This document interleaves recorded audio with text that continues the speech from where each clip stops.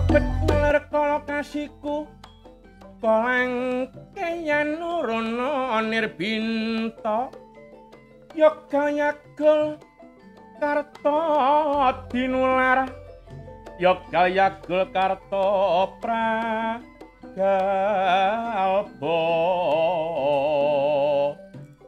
gero-gero kadya banaspati. Assalamualaikum warahmatullahi wabarakatuh. Bertemu kembali dengan channel YouTube Langgeng Budaya. Saya Yohan Susilo mengucapkan terima kasih banyak kepada dulur-dulur yang sudah memantau channel YouTube Langgeng Budaya, sudah subscribe, like, komen, dan share channel YouTube Langgeng Budaya, membuat channel ini terus berkembang. Matur nuwun lur, sehat selalu. Pada kesempatan kali ini tetap fokus pada lakon wayang gaya Jawa Timuran. Tetap ada rangkaian dengan lakon yang kemarin. Kalau kemarin lakon asal usul Kusir Mandaruki, sekarang fokus ke Prabu Petak Banjaran Gugur atau Patine Prabu Petak Banjaran. Jadi ketika Petak Banjaran merebut Dewi Mindorodo Mindorati, Dewa Kayangan Suroloyo kalah, Subali menjadi jagonya para dewa juga kalah, lalu Dasamuka berperang melawan Prabu Petak Banjaran juga kalah, dan ini nanti cerita fokus pada gugurnya Prabu Petak Banjaran atau Patine Prabu Petak Banjaran. Diceritakan pada cerita yang lalu bahwa Reksi Subalinoto dianggap buruk oleh Prabu Dasamuka, dan Dasamuka minta ajaran atau wejangan Aji Pontosuna. Setelah diberikan kepada Dasamuka, Prabu Subalinoto pergi untuk mencari Prabu Petak Banjaran. Awalnya dapat aduan dari Prabu Dasamuka. Yang kedua, memang ada semacam dendam pribadi antara Prabu Subalinoto dengan Prabu Petak Banjaran. Prabu Petak Banjaran bertapah di Bengawan Siludonggo. Kemarin sudah diceritakan bahwa Prabu Petak Banjaran mempunyai kesaktian, bisa hidup di daratan, bisa hidup di dalam air. Jadi Prabu Petak Banjaran tetap bertapa di Bengawan Siludonggo. Itu Prabu Subalinoto tahu bahwa Prabu Petak Banjaran bertapa. Prabu Subalinoto merapal Aji Tejo Pawekas. Jadi miturut pakliran wayang Jawa Timuran, Prabu Subalinoto ketika berhadapan dengan Prabu Petak Banjaran mengeluarkan Aji Tejo Pawengkas atau Tejo Pawengkas. Tanpa ada pembicaraan dari angkasa, Prabu Subalinoto memukul Prabu Petak Banjaran, dan Petak Banjaran kepalanya pecah, mati di dalam Sungai Gangga atau Bengawan Siludonggo. Kematian Prabu Petak Banjaran itu ada suara tanpa ada wujud, ono swara tanpa rupa dari angkasa mengatakan bahwa bukan sifatnya Brahmana, bukan sifatnya pendito membunuh lawan ketika lawan sedang bertapa.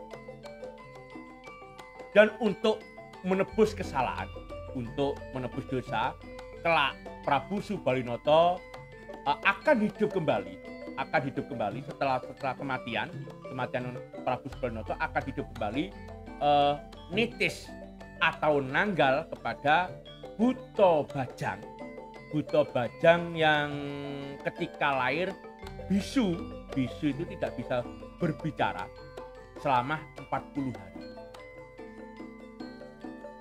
Jadi untuk menebus kesalahan Prabu Subalinoto yang membunuh lawan ketika lawan sedang bertapa di Sungai Gangga, kelak setelah kematian Prabu Subalinoto, Subalinoto tidak akan ke alam langgeng tapi harus hidup kembali di dunia, nanggal atau nitis kepada Buto Bajang ketika lahir bisu, tidak bisa bicara selama 40 hari. Dan setelah kematian Prabu Petak Banjaran, Bathara Guru, ini Bathara Guru gaya Jawa Timuran, naik lembuan ini hampir sama dengan gaya Surakarta Yogyakarta, lalu pakai topong kekep. Semua Bathara Guru yang ada di Jawa Timuran pakai topong kekep. Kalau gaya Surakarta Yogyakarta ada yang pakai makuto, ada yang pakai serban, tapi untuk Jawa Timuran Bathara Guru pakai topong kekep. Lalu di sini ada pelangi, lalu membawa trisula dan dihiasi dengan aksesoris atau hiasan matahari dan rembulan. Ini Bathara Guru gaya Jawa Timuran. Setelah tahu Prabu Petak Banjaran sudah terbunuh oleh Reksi Subalinoto atau Prabu Subalinoto, Bathara Guru menghadiahkan bidadari Betari Mindorodo Mindorati dua. Betari Mindorodo Mindorati, ini yang Mindorodo Mindorati diserahkan kepada Prabu Subalinoto. Subalinoto mendapat hadiah 2 bidadari cantik, Betari Mindorodo dan Mindo. Ketika hampir sampai di kerajaan Rogastino, adik kandung Subalinoto, Sugriwa, tahu kalau kakaknya mendapat hadiah bidadari Mindorodo Mindorati.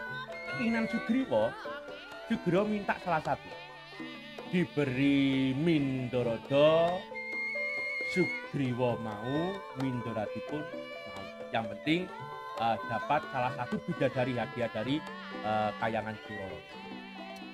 Akhirnya Subalinoto menyuruh bidadari Mindorodo Mindorati siapa yang mau dinikah oleh adik kandungnya yaitu Sugriwa. Mindorodo tidak mau, begitu pula Mindorati juga tidak mau. Akhirnya Sugriwa mempunyai anggapan Mindorodo Mindorati tidak mau diperistri oleh Sugriwa sebab sudah diomongi atau ada negosiasi dengan Reksi Subalinoto jangan sampai mau dinikah diperistri oleh adik kandungnya itu Sugriwa. Sugriwa ngamuk nantang Reksi Subalinoto dan terjadilah peperangan. Intinya Reksi Subalinoto sudah menyerahkan siapa yang mau diperistri Sugriwa monggo, tapi Mindorodo Mindorati tidak mau. Sugriwa bersikeras tetap merebut salah satu, akhirnya terjadi peperangan. Perang antara Subali dan Sugriwa, tidak ada yang menang, tidak ada yang kalah, akhirnya dipisah oleh orang tuanya yaitu Resi Widutomo, bahwa itu memang Mindorodo Mindorati memang hadiah dari dewa untuk Reksi Subalinoto atau Prabu Subalinoto. Pernikahan Subalinoto dengan Mindorodo Mindorati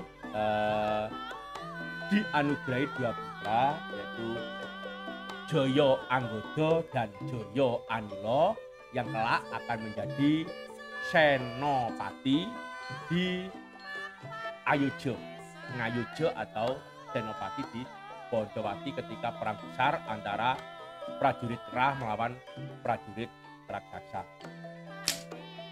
Itu teman cerita tentang gugurnya Prabu Petak Banjaran atau patine Prabu Petak Banjaran mati ketika bertapa, dihantam atau dipukul Subali menggunakan Aji Tejo Pawekas atau Tejo Pawekas, dan Subali kelak akan menebus dosanya ketika setelah mati dia tidak akan langsung ke alam langgeng, harus hidup kembali. Nanggal atau nitis kepada Buto Bajang yang lahir bisu, tidak bisa bicara selama 40 hari. Itu yang bisa saya sampaikan. Semoga bermanfaat. Sehat selalu. Ketemu kembali di cerita selanjutnya. Saya akhiri. Wassalamualaikum warahmatullahi wabarakatuh.